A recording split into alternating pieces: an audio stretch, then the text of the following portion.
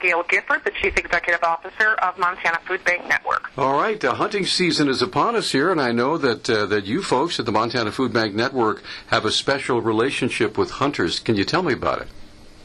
Well, we had an opportunity through the last legislature to get a bill passed that allowed hunters to make at least $1 donation each time they purchase their hunting license, and that money went into a pool that then allows us to pay for the processing for any hunter who wants to donate their wild game.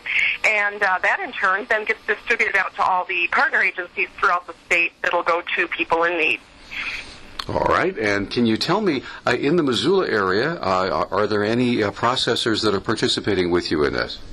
Yes, actually, if you wanted to go onto our website, which is mfbn.org, go to programs. There's the Hunters Against Hunger program listed there. There is a list of the processors that are there in Missoula, as well as others throughout the state. So if they're hunting in another part of the state and they want to just donate it right there, they can.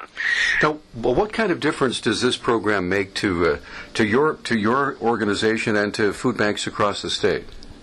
Well, a couple of different ways. Number one is a very valuable protein that we really like to make sure that we include into the food boxes and into the kitchens that are providing for those in need. The other part is, wild game is kind of a unique thing for them. It's a pretty expensive recreational opportunity, and a lot of them can't afford to do that. And so when they have that opportunity to get some wild game, it's a real special treat for them. So we really appreciate the donors that can do that for us. And not only that, but having it professionally processed ensures safety, right?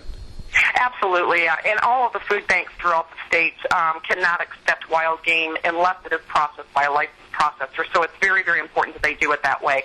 And with this, having these funds make it much easier, because typically we either have to turn the meat away, or the donor would have to also pay for the processing. So this makes it easier for everybody. Is there an amount that the Food Bank Network has collected from this legislation that you can share? Yeah, it's absolutely fantastic. The very first year out of the chute, we received over $70,000, and that will be divided up throughout the state as the processors need it. We expect to see, at the cost that we would see, that's going to be about 35,000 pounds of wild game that will be coming into our system.